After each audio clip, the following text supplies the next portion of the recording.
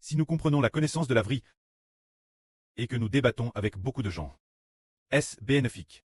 Ce n'est pas bénéfique. Maintenant nous comprenons, ceux qui débattent de la connaissance biblique sont insensés. Ne pas débattre c'est pourquoi le frère Hébert doit parler de cette vraie. C'est par crainte que l'avenir nous ne débattions avec beaucoup de gens. C'est avant que le frère Hébert ne reçoive le Saint-Esprit. Il a aussi rencontré des pasteurs religieux. Chaque fois qu'ils se rencontraient, c'était des débats, la connaissance biblique. Il pensait qu'il avait raison.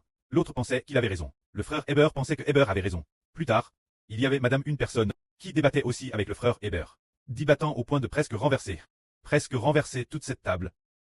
Une fois, il a encore débattu avec une autre personne. Plus tard, il a découvert que débattre n'est d'aucun bénéfice. Débattre de la connaissance de certains mots, il n'y a aucun bénéfice du tout. Et les enfants de Dieu n'ont pas besoin de débattre. Nous disons simplement que l'homme doit accepter la rédemption de Jésus. Pour obtenir la vie éternelle, c'est tout. Nous n'avons pas besoin d'être comme ces frères qui aiment débattre. Comme les pharisiens de l'Antiquité. Pas besoin de débattre. Ce n'est pas parce que nous gagnons le débat que cela nous fera obtenir quoi que ce soit. Au contraire, débattre. Madame, si l'on gagne le débat, l'autre n'acceptera pas fortement le Seigneur Christ ou Hébert. En fait, nous, un groupe d'enfants, nous avons seulement besoin d'annoncer l'évangile, et ensuite, pas besoin de débattre. Ceux qui sont prêts à accepter. Alors nous leur expliquerons mieux. C'est que débattre n'apportera aucun bénéfice. Au contraire, c'est nuisible pour le Seigneur Christ. Souvent les débats, ils se concentrent sur la connaissance de la Bible, ou sur la signification de telle ou telle phrase. Pourtant ce n'est pas pour aimer davantage le Seigneur Jésus.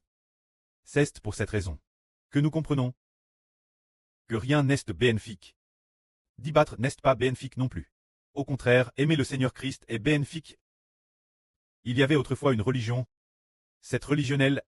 Ah, un frère y est Al. Ce frère s'appelle frère Wenqiang. Il est Al dans beaucoup de religions. Regardons cette religion. Regardons cette religionnelle. Ces religions aiment toutes débattre des mots. Mais ne veulent pas aimer le Seigneur avec leur vie. Tous ceux qui débattent, ce zèle ne sont pas bénéfiques. Seul celui qui aime le Seigneur Jésus-Christ avec sa vie, qui aime le Seigneur de toute sa vie, est bénéfique. Alors s'il y a un pasteur religieux devant nous, il est très instruit et maîtrise très bien la connaissance biblique. Et s'il n'accepte pas la vraie que nous disons, ni ne revoit le frère Hébert, devons-nous débattre avec lui? Pas besoin, parce que le Seigneur a aussi dit, ne donnez pas de perles aux chiens, et ne donnez pas de choses sacres aux chiens, ni aux pourceaux, parce que nous ne cherchons que ceux qui croient. Nous ne cherchons que ceux qui en sont dignes. Ces personnes dignes, nous leur disons que l'homme a besoin de rédemption. Au début, c'est le Seigneur Christ qui a arraché les clestes. Puis, le Fils du Seigneur continue de prêcher l'évangile de la rédemption, et doit lui-même sacrifier sa vie. Il faut coûter le salut prêche par frère Hébert, et l'on sera sauve. Il faut croire après avoir entendu, accepter frère Hébert, accepter le Seigneur, accepter le précleste, et l'on sera sauve. Il suffit de raconter ainsi. Quand savoir s'ils croient ou non? Ce n'est pas nous donne décider, nous ne discutons pas avec eux. L'avenir, nous aurons beaucoup de gens religieux qui voudront discuter avec nous, mais nous ne parlons que de sauver les gens. C'est vouloir accepter Jésus, frère bâti. Croire et l'on sera sauve. Mais on ne discutera pas de connaissance.